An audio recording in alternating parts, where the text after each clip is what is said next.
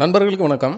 வீடியோக்குள்ளே போகிறதுக்கு முந்தி வர்ற மார்ச் 20, 21, 22 வெள்ளி, சனி, ஞாயிறு 3 நாள் இங்கே கோயம்புத்தூர் சுகுணா ஆடிட்டோரியத்தில் பசுமை விகடன் ஒரு விவசாய கண்காட்சி திட்டமிட்டிருக்காங்க. Suguna auditorium airport Chitra bus ஸ்டாப்லேருந்து நடக்கிற தூரத்தில் தான் இருக்குது. போன மாதம் இதை திட்டமிட்டு கடைசி நிமிஷத்தில் கேன்சல் பண்ணி மார்ச்சுக்கு மாற்றினாங்க. இந்த முறை எதுவும் மாற்றம் வருமானு சொல்ல முடியாது. இந்த கண்காட்சியோட நம்ம தோட்டம் நண்பர்கள் எல்லாம் சந்திக்கலாம்னு நினச்சிருக்கேன். இது ஏற்கனவே பிப்ரவரியில் இருக்கும்போதே திட்டமிட்டது தான். கண்காட்சிக்கு வர்ற நண்பர்கள் எல்லாரும் அப்படியே ஸ்டாலை சுற்றி பார்த்துட்டு பேசிட்டு வரலாம். மார்ச் 22ஆம் தேதி ஞாயிற்றுக்கிழமை மதியம் ஒரு 2 மணிக்கு கண்காட்சி வளாகத்திலே ஒரு இடத்துல மீட் பண்ணிவிட்டு அப்படியே ஸ்டாலை சுற்றி பார்த்துட்டு வரலாம். விதைகள் இருந்தால் பரிமாறிக்கிடலாம். WTC தேவைப்படுற நண்பர்கள் ஷேர் பண்ணிக்கிடலாம். இப்படி யோசித்து வச்சுருக்கேன். என்னோடய வாட்ஸ்அப் நம்பரை இந்த வீடியோ டிஸ்கிரிப்ஷனில் கொடுத்துருக்கேன். கண்காட்சிக்கு மார்ச் 22ஆம் தேதி ஞாயிற்றுக்கிழமை வர முடிகிற நண்பர்கள் எனக்கு மெசேஜ் கொடுத்து கன்ஃபார்ம் பண்ணிக்கோங்க. அதை பொறுத்து மற்ற விவரங்களை பிறகு திட்டமிட்டுக்கிடலாம். பொள்ளாச்சி, திருப்பூர், ஈரோடு மாதிரி பக்கத்து ஊரில் இருக்கிற நண்பர்கள் கூட முடிஞ்சால் வரலாம். கண்காட்சி எந்த அளவுக்கு நமக்கு பயன்படும் தெரியல. கிருஷ்ணா பாரம்பரிய விதைகள் ஸ்டால் போடுறேன் அப்படின்னு சொல்லியிருந்தாங்க. விதைகள் வேணும்னு அவங்ககிட்ட வாங்கலாம். மற்றபடி ஸ்ப்ரேயர், ப்ரூனிங் கட்டர் மாதிரி கார்டனிங் டூல்ஸ் கண்டிப்பாக இருக்கும். மாடி தோட்டத்துக்கு தேவையான க்ரோ பேக்ஸ், காயற்பித்து விற்க கண்டிப்பாக சில ஸ்டால்கள் இருக்கும். ஏன்னா இந்த மாதிரி எக்ஸிபிஷன்லலாம் கூட நிறைய வாங்கிட்டு போகிறதெல்லாம் நம்மளை மாதிரி வீட்டு தோட்டம் வச்சுருக்கவங்க தான். இந்த வெயில் காலத்தில் பெருசாக எதுவும் நம்ம சீசனை ஆரம்பிக்க போகிறதில்ல. இந்த கண்காட்சியை ஜனவரி கடைசி இல்லை போன முறை திட்டமிட்ட மாதிரி பிப்ரவரியிலேயாட்டு வச்சுருக்கலாம். இப்போ மார்ச் கடைசிங்கிறது வீட்டு தோட்டம் வச்சுருக்கவங்களுக்கு பெருசாக விசேஷமான ஒரு மாதம் இல்லை. இருந்தாலும் சில பொருட்கள் வாங்கிக்கிடலாம். இந்த கண்காட்சியை காரணமாக வச்சு நம்மளும் ஒரு நல்ல சந்திப்புக்கு திட்டமிட்டுக்கிடலாம். உங்கள் பரிந்துரை எதுவும் இருந்தால் சொல்லுங்கள். சரி, வீடியோக்குள்ளே போகலாம். கீரை வளர்க்குறது பற்றி இதுக்கு முந்தைய அரைக்கீரை, தண்டங்கீரை, பாலக்கீரை வளர்க்குறதுக்கு தனித்தனி வீடியோ கொடுத்துருந்தேன்.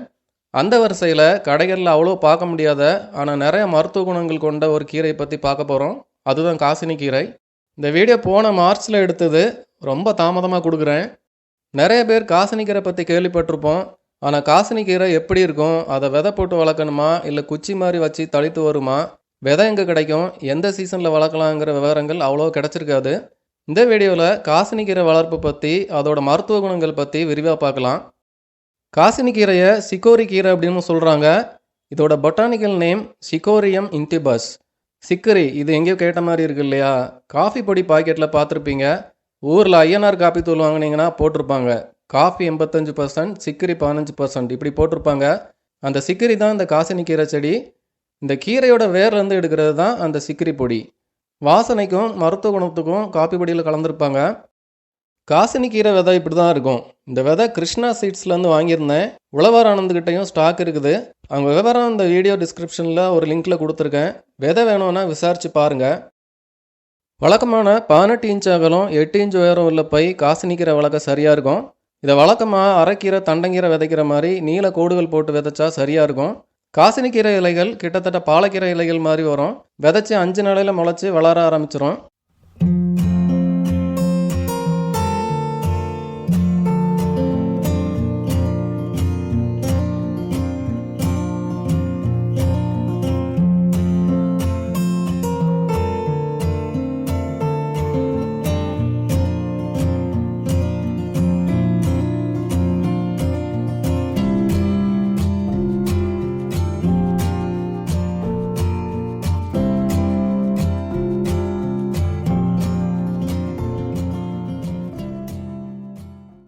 காசினி கீரைக்குன்னு தனியாக கூடுதல் பராமரிப்பு எதுவும் தேவையில்லை.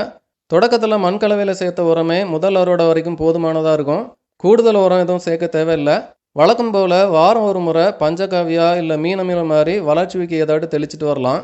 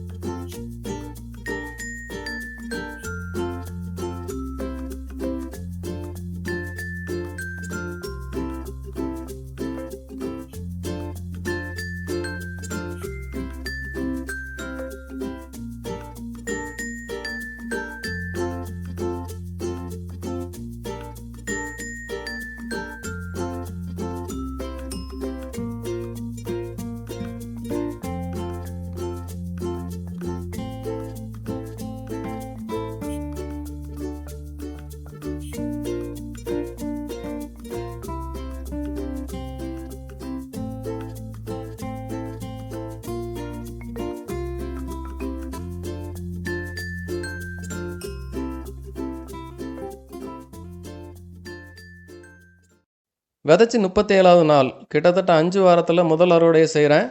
காசினி கீரை மற்ற கீரைகள் மாதிரியே 4-5 வாரத்திலே அறுவடைக்கு வந்துடும். 2வது அறுவடை அடுத்த 3 வாரத்திலே எடுக்கலாம். செடி நல்லா பெருசாக வளர்ந்து நாளானதும் பூக்க ஆரம்பிக்கும். அதிலிருந்து நம்ம விதைகள் எடுத்து வச்சுக்கிடலாம். காசினி கீரை பாலக்கீரை மாதிரி இலைகளை மட்டும் அறுவடை பண்ணி எடுத்துக்கிடலாம்.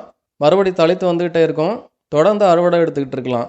பக்க கிளைகள் விட்டு படர்ந்து விரிஞ்சு போயிட்டே இருக்கும். அதனால் கொஞ்சம் செடிகள் வச்சாலும் நிறைய செடிகள் வளர்ந்து பை முழுக்க நிறைஞ்சிரும். ஒவ்வொரு முறையும் அறுவடை எடுத்ததும் ஒரு உள்ளங்கை அளவுக்கு மண்புழு உரம் இல்லை மற்ற உரங்கள் ஏதாட்டு போட்டு விட்டால் சரியாக இருக்கும். அடுத்த அறுவடை வரைக்கும் அதுவே போதும். காசினி கீரை பொதுவாக வெயில் அதிகமாக இல்லாத காலங்களில் வளர்த்தா நல்ல வளர்ச்சி இருக்கும். ஜூலையிலேருந்து பிப்ரவரி வரைக்கும் விதைச்சா நல்லா வரும். மார்ச், ஏப்ரல், மே மாதங்களில் இலைப்பேன் மாதிரி கொஞ்சம் பிரச்சனைகள் வரும். செடியும் அவ்வளோ செழிப்பாக வராது. இந்த செடி ஏப்ரல் கடைசியில் எடுத்தது தான். அதனால் ஏப்ரல், மே மாதங்களில் வளரவே வளராதுன்னு சொல்ல முடியாது. மற்ற மாதங்களில் உள்ள அதே செழிப்பு இருக்காது, அவ்வளவுதான். இது கோடையில் எல்லா செடிகளுக்குமே உள்ள பிரச்சனை தான். ஆரம்பிக்கணும்னா இப்போ ஆரம்பிக்கலாம். காசினி கீரையில் நிறைய மருத்துவ குணங்கள் சொல்கிறாங்க. காசினி கீரையில் மெக்னீஷியம் சத்து அதிகமாக இருக்குது. சிறுநீரகம் சம்பந்தமான பிரச்சனைகள் சரியாகும், ரத்தத்தை சுத்திகரிக்கும், உடல் சூட்டை தணிக்கும், உடல் பருமனை குறைக்கும் அப்படின்னு நிறைய சொல்கிறாங்க. சில வகை கீரைகளை அளவுக்கு அதிகமாக தொடர்ந்து எடுத்தால் பிரச்சனைகள் வரும். அகத்திக்கீரை, வல்லாறு கீரை எல்லாம் இப்படி தான் அளவாக தான் சாப்பிட்ணும். ஆனால் காசினி கீரையை வாரம் ஒரு முறை 2 தடவை கூட உணவில் சேர்த்துக்கலாம் அப்படிங்கிறாங்க. கீரையை பருப்பு கூட கடைஞ்சி கூட்டு மாதிரி வச்சு சாப்பிட்லாம். கீரையை தனியாக பொரியல் செஞ்சு சாப்பிட்லாம். சூப் மாதிரி செய்யலாம். இலைகளை நிழலில் காய வச்சு பொடி செஞ்சு தண்ணியில் ஒரு ஸ்பூன் கலந்து குடிக்கலாம். இப்படி பலவிதமாக பயன்படுத்தக்கூடிய ஒரு கீரை காசினி கீரை. கண்டிப்பாக வழக்கமான கீரைகள் கூட சேர்த்து இந்த காசினி கீரையும் உங்கள் கீரை பட்டியலில் சேர்த்துக்கிடலாம். உங்கள் கீரை தோட்டத்தில் இதையும் ஆரம்பித்து விடலாம்.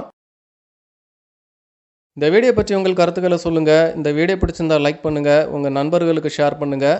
இது வரைக்கும் சேனலை சப்ஸ்கிரைப் பண்ணாத நண்பர்கள் மறக்காமல் சேனலை சப்ஸ்கிரைப் பண்ணிக்கோங்க. நன்றி.